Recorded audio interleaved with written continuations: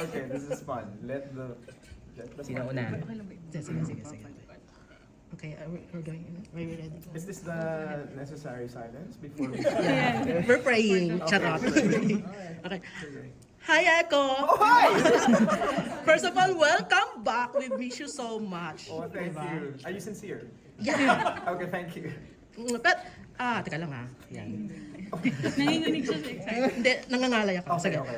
So, Echo, kasi you've been on hiatus for how many years? And suddenly you're back. So, what's with Lavender Fields that made it so special for you to decide to come back? Okay. I was in hiatus not because I was hiding from someone or something. I was just trying to figure out things, work related, artist related, and so it was a very very nice journey to getting to know myself and really investing in my artist and my dreams, such as storytelling, producing, ganyan, and acting. And then, in one of my sessions, in one of my pitch sessions, I actually pitched to Star Cinema. I went there with my team, and we pitched the project to them, and then they loved it, and they said, but you have to listen to us. We have to pitch projects to you. So one of them was like a film, and then Lavender Fields. And they said, you're going to be working with Jodie. I was like, wow. And Janine, I was like, wow. And then the directors, Manny and Jojo, and then Sir Edu, Albert, Maricel, Victor, the rest of the gang, people I really, really, really admire and love working with actually. And then they pitched the character. They pitched the character, not the story. And they said, you're going to be playing this dark or grayish character. It's like, oof, this is it. And I said, this is it. And I've been really hungry for, characters na talagang where I can take places. And then, previously, we just finished production, ng isang project ko, which we're doing post-prod, and it's an action series then. And dark din yung character. Yeah. So I've been really enjoying this, itong mga ganitong genre, like action drama, action comedy. Of course, I still love, drama and love stories. But there was something special about Tyrone De Vera, which is, he is this, he lives in a world where he hates, he hated his decisions, he hated, the current life that he's living. He thought he wanted it, he thought this is everything that he's ever going to need in his life. And then the shift. And then he's in a relationship with Iris Benavides. And he wants to bring her with him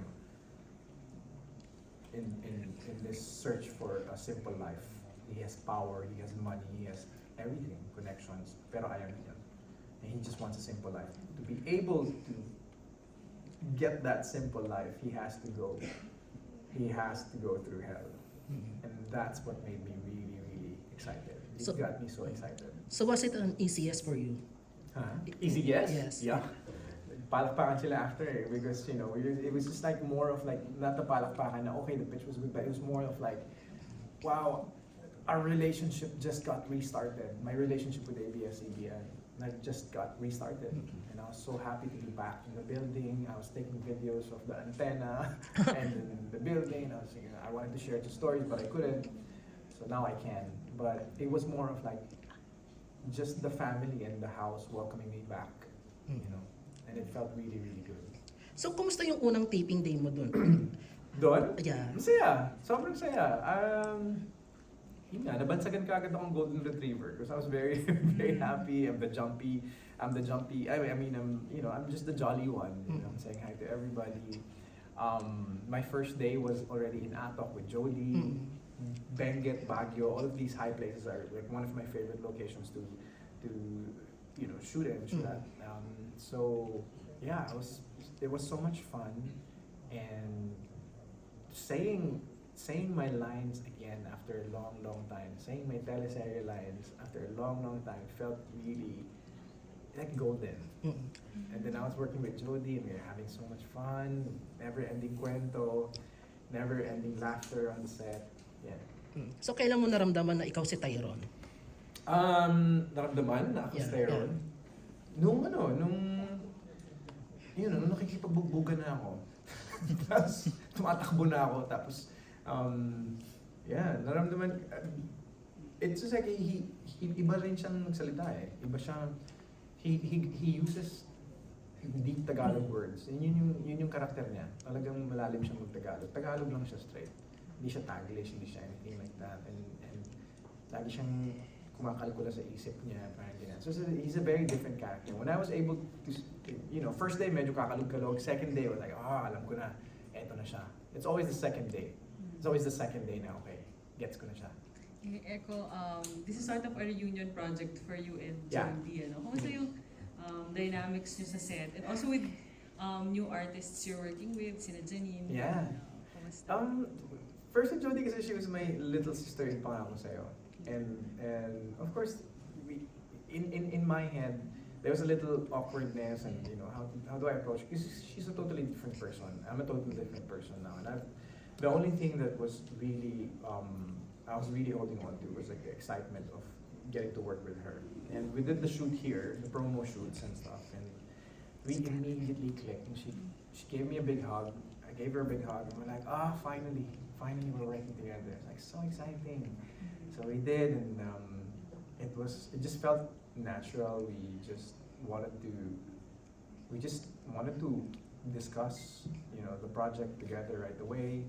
And yeah, until nang nasa set na kami, like I said kanina, we couldn't stop sharing life stories and everything that we've learned. Jody is into, I don't know if you guys know, but she's into voodoo and dark magic. Mm.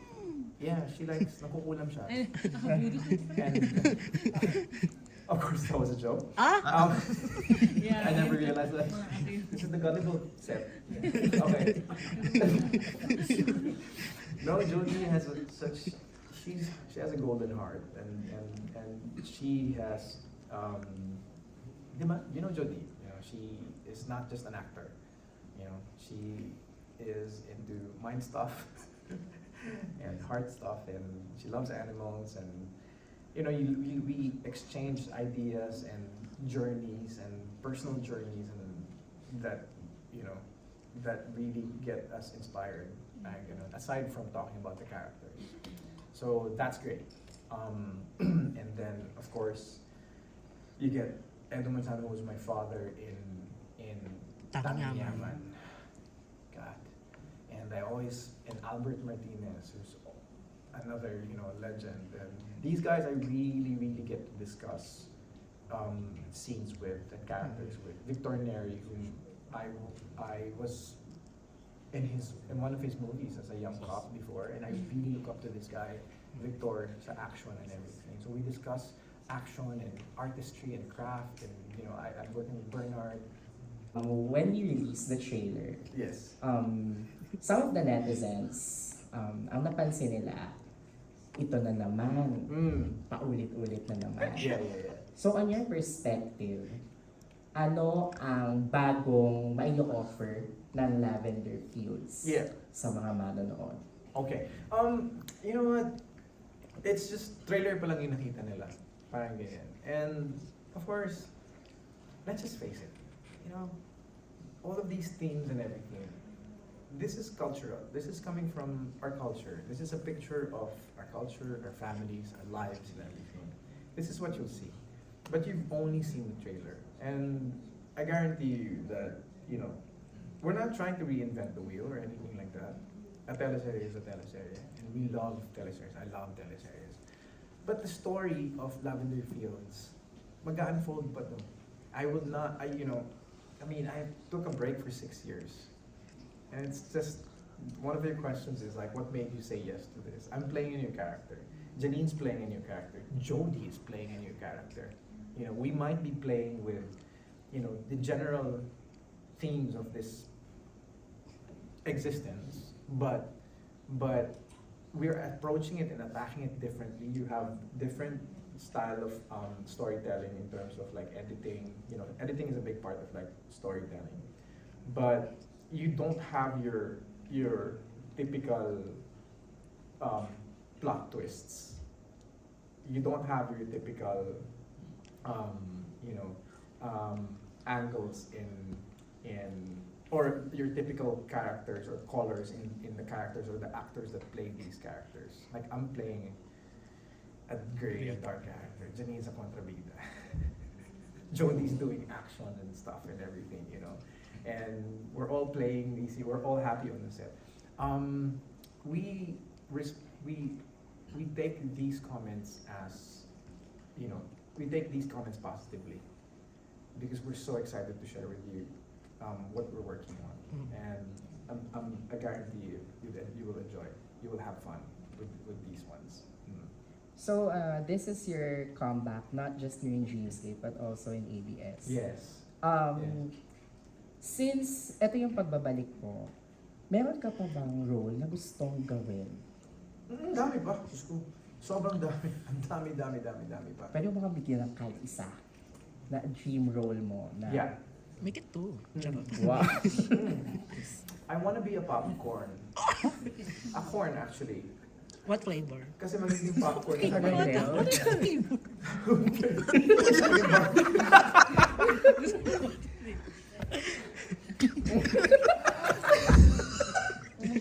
I love you. Anyway, there's, kasi dami pa eh, kasi dami like sa action genre pa lang, ang dami ko na gustong gawin eh. So I've met with, I'm preparing for film projects next year. I can't say kung ano yung mga roles na gagawin ko, but there's thriller, there's action, there's drama, there's rom-com, and there's comedy also, parang ganyan. So, a bunch of like different genres and stories, yeah. But more of like the roles, even though I say that gusto ko character-driven palagi yung mga projects na gagawin ko, I'm more excited about the stories and the life stories kung saan mo napulot. Kasi sa Pilipinas pa lang, sobrang dami na stories na hindi pa nasasabi. Hindi pa nakukwento. It's just that, you know, we're slowly, like cinema is slowly developing, you know, the acceptance of like the stories and the shift in the culture, the shift in, you know, in our youth and everything, di ba? Ang dami pwedeng sabihin. But to make the answer easier, I've never played a vampire. I've never played bisexual. I've never played I've played a woman before. I've never Sexy star. oof. Now we're getting into your fantasy. No, someone's fantasy. No, I've never, you know, kulang pa ako sa green screen. I wanna play an Yeah. animal. You know what I mean? Sobrang dami pa. Gusto ko maging carrot. Yung mga ganun. And there's so many roles to play. But whatever... Yun. Dami pa. It's an exciting question. It's one of those questions that are hard to answer actually. But yes. Ang tagal mo na sa industry at ang dami mo ng roles na nagawa, especially in series. Sabi nga nila, Lavender Fields is not your usual revenge story. It's a complex tale of love. Char. So, It's actually, okay. So parang, marami ka na rin nagawang same genre, just like kahit isang saglit, Green Rose, dahil sa pag-ibig. How would you compare the role of Tyrone to other roles na nagawa mo na? Tyrone dives into a really, think about him as this gigantic ship sailing into a different world. He's diving deeper, he's a diver, he's diving deeper into, you know, like, mas heavier yung konteksto ng relationships niya ng mga team na to. Mas mabigat, mas complicated yung decisions that he has to make. It's mas finer for a teleserye like this, mas pino yung nuances na binibigay na nire-require ni Tyrone para sa akin. You know, it mas careful steps yung kailangan kong ibigay for the character because otherwise, that's the danger. It would be just like the stuff that I played before. So I made it like, I made an effort and conscious ako about it, that I have to play this character really carefully. When he's facing Iris, when he's facing Vittorio, the dad of Iris, when he's facing Jasmine or Lavender Fields, ibang-iba siya. When he's facing himself, ibang-iba din siya. So he walks around with major emotions. It's like, for me, parang inside out, parang ganun. So he's walking around with happiness, and then he's walking around with guilt, and then he's walking around with anger, he's walking around with greed, mga ganyan. So when you watch this character, I always imagine him having another version standing beside him, but carrying this emotion. If it's guilt, he's just walking around with guilt the whole day. I mean it. Yeah. Diyan ka pala.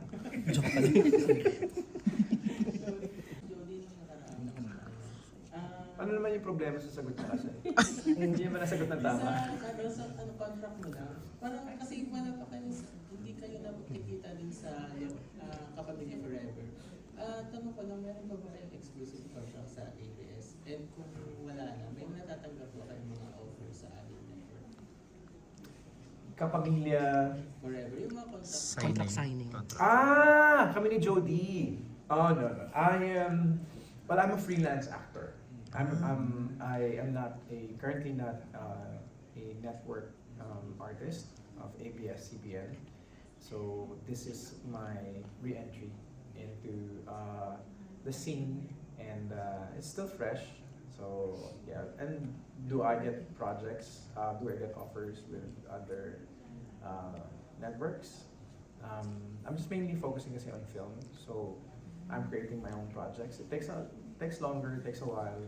You know what it's like. You know, you hunt the stories, you look for the people, you do pre-prod and everything. So I'm just more focused on films and more focused on the stories I want to tell. I'll announce this one of these days. My brand new baby. Yeah. Pero ito bang Lavender Fields, parang hinintay mo na i-offer sa'yo, or it's just your loyalty to the company na naghintay ka talaga na bigyan ka ng project na ganito? No, the funny thing is that I really know that I'm on hiatus. Even during the pandemic, Sir Carlo, Tito Cory, and we were on Zoom. I was living in La Union. It was during the pandemic. They were making me kamusta, and behind me were gigantic waves and said, I'm trying to figure things out. And they said, what do you mean? Yeah, I'm just like working on my films and my dreams and everything. We respect that. Until I visited, and I would hang out with sila Tito Cory and CLK, and we would have talks, but as friends. And then finally, it was actually in one of the pitches that I said that bumalik, and they said, okay, we actually have a project with you. Would you like to accept it? It's just a guesting. Lavender Fields was supposed to be a guest. I was supposed to be a guest in the show. I loved it so much that I called them up and said, I'm taking option 2. What's option 2? Option 2 is like do the entire show. So the entire team was like, like revising the story. And I appreciate that, and I really appreciate that they changed the course of the show to accommodate me. So, but to answer your question also, I'm always loyal to the people who love me, the people who accept me, the people who think that can do something with what I'm offering. And that's ABS-CBN. Yeah. And we love you, Echo. I love you too. Yeah. But, kasi, I love you too. how do you feel na there are so many people na nagkaklamor na mapanood ka nila ulit?